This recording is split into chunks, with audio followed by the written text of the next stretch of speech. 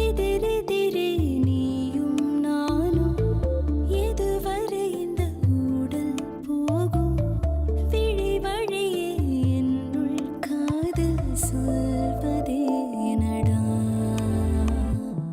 விடை தெரியா பேதை நெஞ்சை கொள்வதே நடா பூவே பூச்சூடவா பூவே பூச்சூடவா பூவே பூச்சூடவா பூவே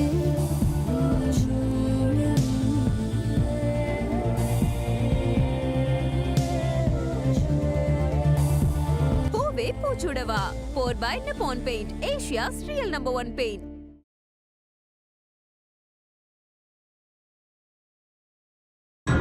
இவங்களுக்கு ஒரு சின்ன ப்ராப்ளம் இருக்கு.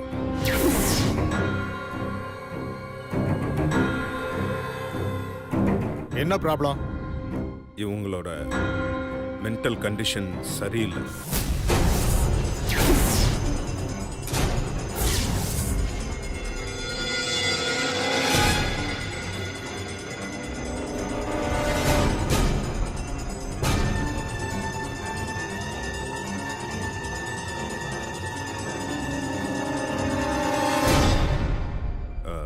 சைக்காலஜிக்கலாக இவங்க நிறைய ப்ராப்ளம் ஃபேஸ் பண்ணிட்டு இருக்காங்க.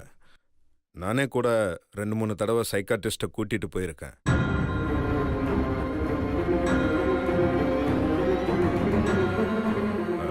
இந்த மாதிரி மனநோய் இருக்கிறவங்க பண்ணுற தப்புக்கு நம்ம சட்டப்படி தண்டனை இல்லைன்னு சொல்லுவாங்க. நீங்கள் வேணா ஒரு டாக்டரை வச்சு அவங்களுக்கு சைக்காட்ரிஸ்ட் டெஸ்ட் பண்ணிவிட்டு அதுக்கப்புறம் தீர்ப்பு சொன்னால் நல்லா இருக்கும்.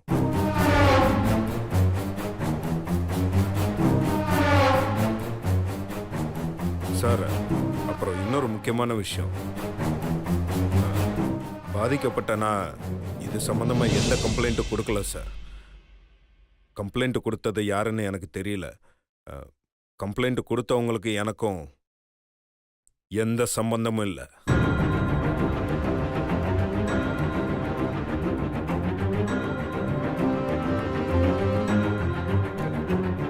பாதிக்கப்பட்ட நபரே வந்து இந்த குற்றவாளி கூண்டில் இருக்கும் ஐஸ்வர்யாவுக்கு மன வளர்ச்சி சரியில்லை என்ற வாதத்தை இந்த கோர்ட் ஏற்றுக்கொள்கிறது.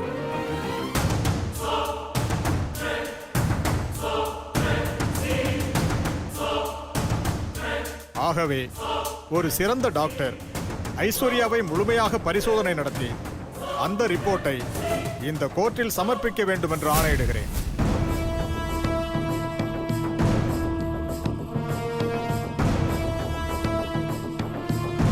இந்த வழக்கை போலீஸ் சரியாக விசாரிப்பதற்காக வருகிற 22ஆம் தேதி வரைக்கும் வாய்தா வழங்கி உத்தரவிடுகிறேன்.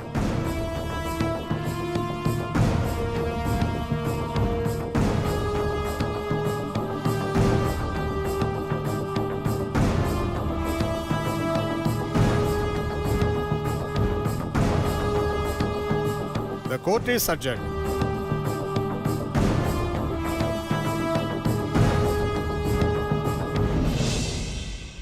டேய், உன் மனசுல என்னதான் நினைச்சிட்டு இருக்க?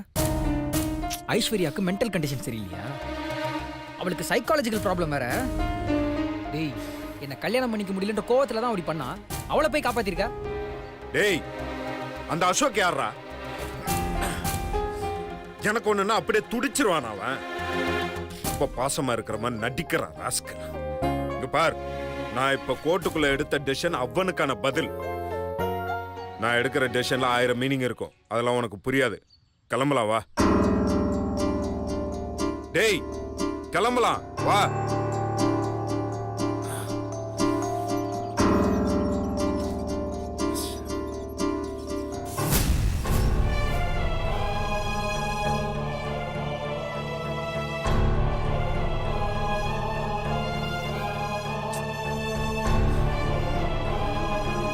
சுந்தர், கிளம்பலாம். டேய், கிளம்பலாம் சொல்றேன்ல.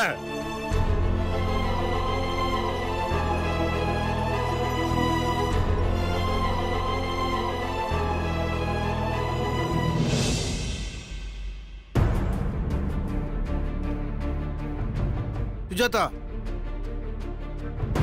என் பொண்ணு வந்துட்டா பார். ஐஸ்வர்யா வாமா.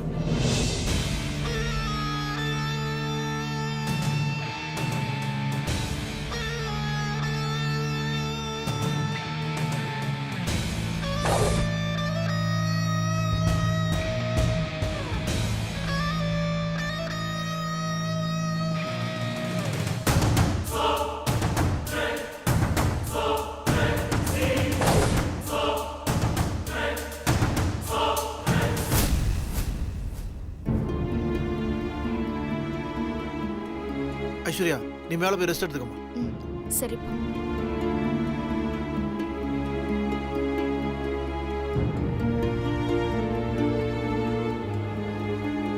என்ன சொன்ன? என் பொண்ணு ஜெயிலே இருக்கட்டும் தானே? பாத்தீல எப்படி கூட்டு வந்தானே?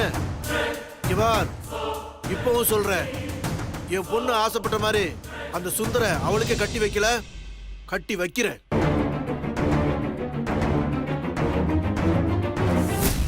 ரன்பீர் பார்த்து.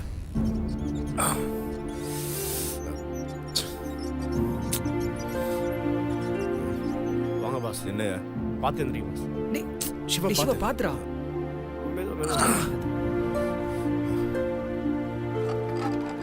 பார்த்து மெதுவா உட்காரு. ம், விடுங்க.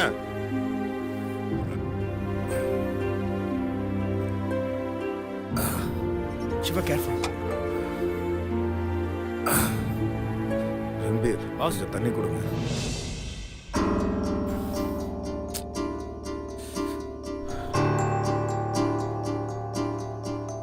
நாங்க பாஸ்.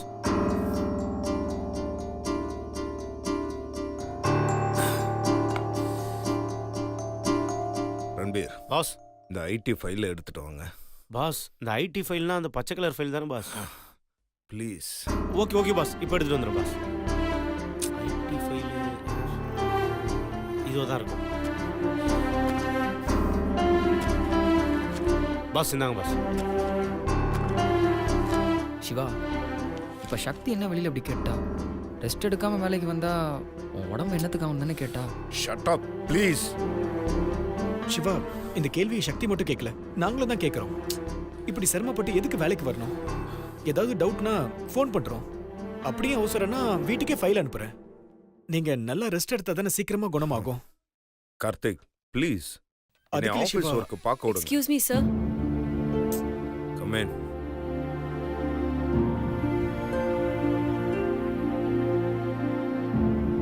பாஸ் உங்ககிட்ட கொஞ்சம் பேசணும். Personal or official? Personal boss. Office டயத்தில் பர்சனலாக பேசக்கூடாதுன்னு தெரியாத உனக்கு? இல்ல பாஸ், ரொம்ப முக்கியமான விஷயம். இப்பவே பேசியே ஆகணும். முக்கியமான விஷயமா?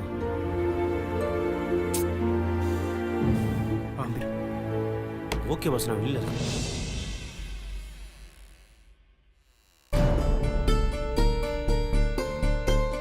சொல்லு. உங்களுக்கு ரத்தம் கொடுத்தாங்கல்ல அந்த பொண்ணு, அதான் நித்யா. அந்த பொண்ணை பத்தி பேசுறது இப்ப ரொம்ப அவசியமா? ஆமா பாஸ், கண்டிப்பா பேசியே ஆகணும். நீங்க உயிர் வாழ உதவி செஞ்ச அந்த பொண்ணுக்கு ஒரு தேங்க்ஸ் சொல்லிட்டு வரலான்னு அவங்க வீட்டுக்கு போயிருந்தேன். அங்க போனதுக்கு அப்புறம் தான் தெரிஞ்சது அவங்க ரொம்ப கஷ்டத்துல இருக்காங்கன்னு. பாவம், அவங்க 3 மாசமா வீட்டு வாடகை கூட கட்டல. நாங்க போயிருந்தப்போ ஹவுஸ் ஓனர் வந்து ரொம்ப அசிங்கப்படுத்திட்டாரு. பாவம், அவமானப்பட்டு தலை குனிஞ்சு நின்னாங்க. சரி, அக்கௌண்ட்ஸ் டீம்ல சொல்லி சேரிட்டி ஃபண்ட்ல இருந்து அவங்களுக்கு எவ்வளவு வேணுமோ எடுத்து ஹெல்ப் பண்ணுங்க. பாஸ், நீங்க பணமா கொடுத்தாலாம் அவங்க வாங்க மாட்டாங்க பாஸ். பின்ன என்ன, ஏதாவது ப்ராப்பர்ட்டி எழுதி வைக்கணுமா அவளுக்கு? பாஸ் பாஸ், நான் அப்படி சொல்லல பாஸ். அவங்களுக்கு தேவை பணம் தான், ஆனா இந்த மாதிரி அவங்களுக்கு தேவையில்ல. மாசம் மாசம் வர்ற மாதிரி ஒரு வேலை போட்டு கொடுத்தா போதும். ஐஸ்வர்யா இல்லாதனால அந்த போஸ்டிங் காலியா தானே இருக்கு. அந்த வேலை அவங்களுக்கு கொடுக்கலாமே. அவங்க அந்த வேலைக்கு தகுதியானவங்க தான் பாஸ். அவங்க எஜுகேஷன் குவாலிஃபிகேஷன் எல்லாம் பார்த்து தான் சொல்றேன்.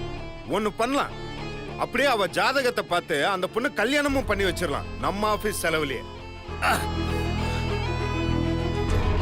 இங்க பார், உன் லிமிட் என்னன்னு தெரிஞ்சு வேலை செய். தேவையில்லாம என்னோட அபிஷியல் பர்சனல் எல்லாத்துலயும் மூக்க நுழைக்காத. அனாவசியமா நீதான் அசிங்கப்பட்டு போவ. போய் வேலையை பாரு. இந்த ஆபீஸ்ல உனக்கு அசைன் பண்ண வேலையை தவிர மத்த எல்லா வேலையும் பாக்குறேன். You may go now. போன்னு சொல்றேன்ல.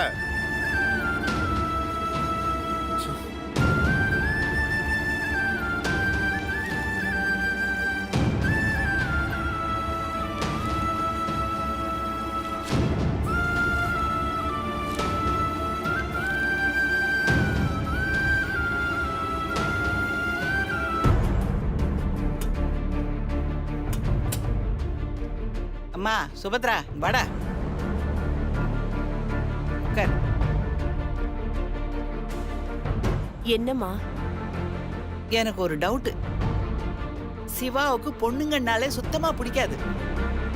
பொண்ணுங்க சின்னதா ஏதாவது இடைஞ்சல் பண்ணாலே எரிஞ்சு விடுவான்.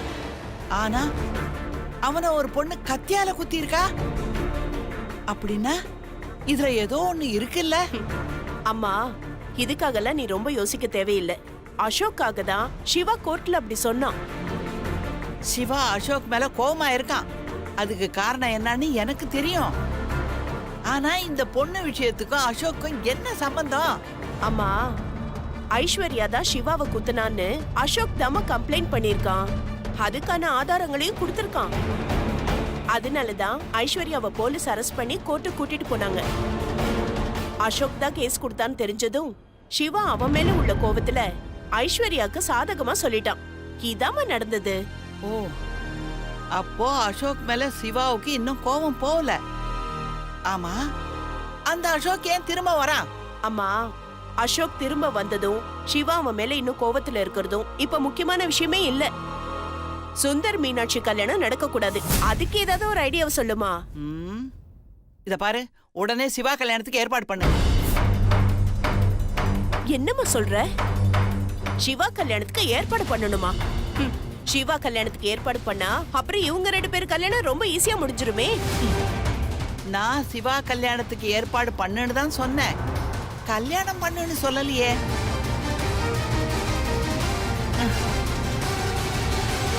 அம்மா,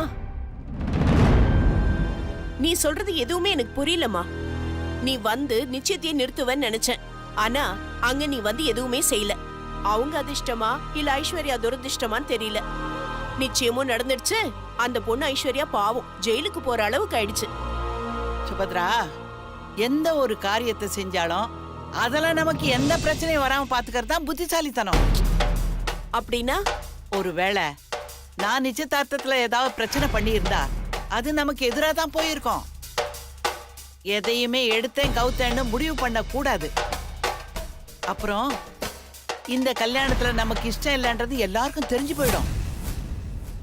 உன் பசங்களே உனக்கு எதிராக நடக்க ஆரம்பிச்சிருவாங்கம்மா. அதனால கொஞ்சம் அமைதியாயிரு.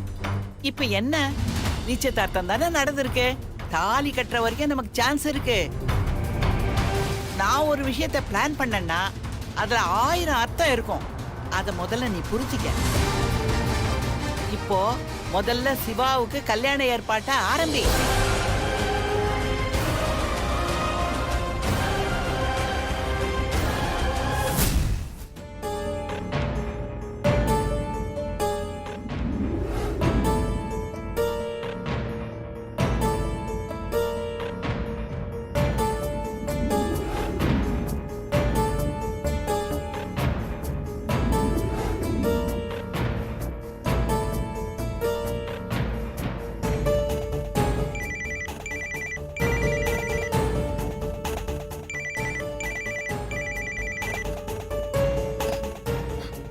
ஹலோ மீனாட்சி, நல்லா இருக்கியா? இப்படி ஒரு சம்பவம் நடந்ததுக்கு அப்புறம் எப்படி நல்லா இருக்க முடியும்? சாரி மீன்குட்டி. நீங்க சாரி சொல்றதுக்கு அன்னைக்கு நீங்க என்னங்க பண்ணீங்க? ஆமா, ஐஸ்வர்யா தான் குத்துனான்னு தெரிஞ்சோம் உங்க அண்ணன் எதுக்கு அவளுக்கு சாதகமா சாட்சி சொல்லி அவளை காப்பாத்தினாரு? அதெல்லாம் அசோக் மேல இருக்க கோவத்துல அப்படி பண்ணிட்டான். ஆமா, அந்த அசோக்ன்றவர் யாரு? அன்னைக்கு நடந்த பிரச்சனையில கூட அவரு ரொம்ப பயந்து பதட்டப்பட்டுட்டு இருந்தாரு. என்ன பண்றதுன்னு தெரியாம தடுமாறினாரு. அதுக்கப்புறம் உங்க அண்ணா ஐசியூ பெட்ல இருந்தப்போ என்னமோ அவருக்கே ஆன மாதிரி அவ்வளோ ஃபீல் பண்ணாரு. உண்மையிலே அவர் எதுக்குங்க இவ்வளோ ஃபீல் பண்ணாரு, கஷ்டப்பட்டாரு? உங்களுக்கும் அவருக்கு என்ன சம்பந்தம்?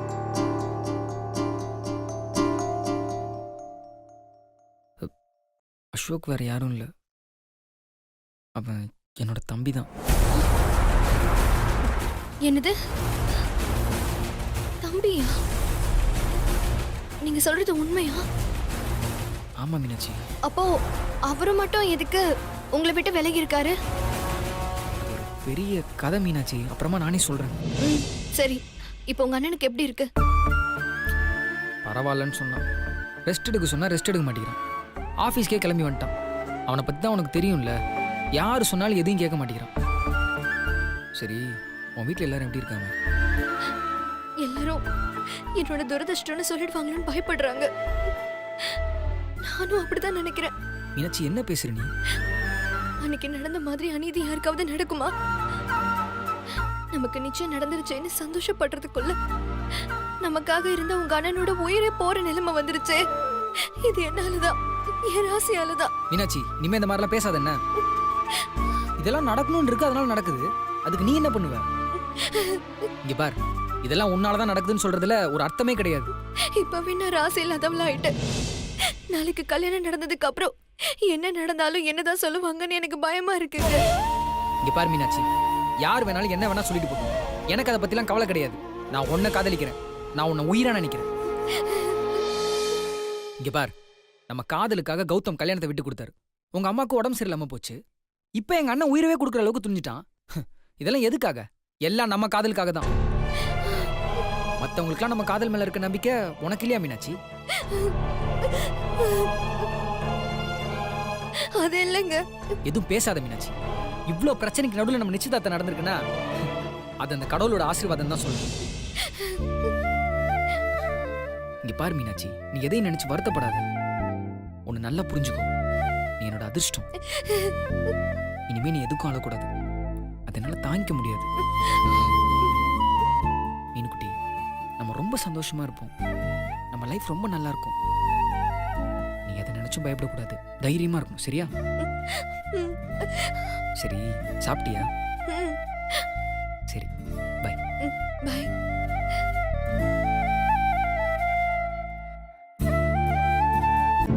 யா ஷூர், கண்டிப்பா. சரி, நாளைக்கு நான் உங்களை கூப்பிடுறேன். யா, பை. சிவா, இந்தா இந்த பாலை குடிச்சிட்டு ரெஸ்ட் எடுப்பா. பாட்டி, ம், அம்மாக்கு இப்ப எப்படி இருக்கு? உடம்பு நல்லா ஆயிடுச்சுப்பா. ஆனா மனசுதான் கொஞ்சம் சரியில்லாம இருக்கா. அதான் எனக்கு சரியாயிருச்சுல, ஏன் அவங்க ரொம்ப கவலைப்படுறாங்க? பிடிங்க, நான் போய் இருப்பா பேசுறேன். இருப்பா, இந்த ஏய். பாலை குடி. நீ ஏன்டா ரொம்ப ஸ்ட்ரெயின் பண்ணிக்க? அம்மாவுக்கு உடம்புலாம் நல்லா ஆயிடுச்சு. நான் மனசுதான் உன் கல்யாணத்தை பத்தி யோசிச்சுக்கிட்டே இருக்கு. ம், ஆமாப்பா, சீக்கிரமே உனக்கு ஒரு நல்ல சம்பந்தம் பேசி முடிச்சாச்சுன்னா ஒரே முகூர்த்தத்துல உங்க 2 பேர் கல்யாணத்தையும் ஒண்ணா வச்சுக்கணும்னு உங்க அம்மா ஆசைப்படுறா. ஆமா பாட்டி, நீ சொல்றதான் கரெக்ட். ஒரு பொண்ணு இருக்கா, சிவாக்கு சரியான பேர் அவதான். யாருடா அது? எனக்கு தெரிஞ்சு சிவாக்கு கரெக்டான பேரு நான் சொல்ல போற பொண்ணு தான். உங்களுக்கும் தெரியும். வளர்றான். முதல்ல பொண்ணு யாருன்னு சொல்லு. ஆ? நம்ம சக்தி தான்.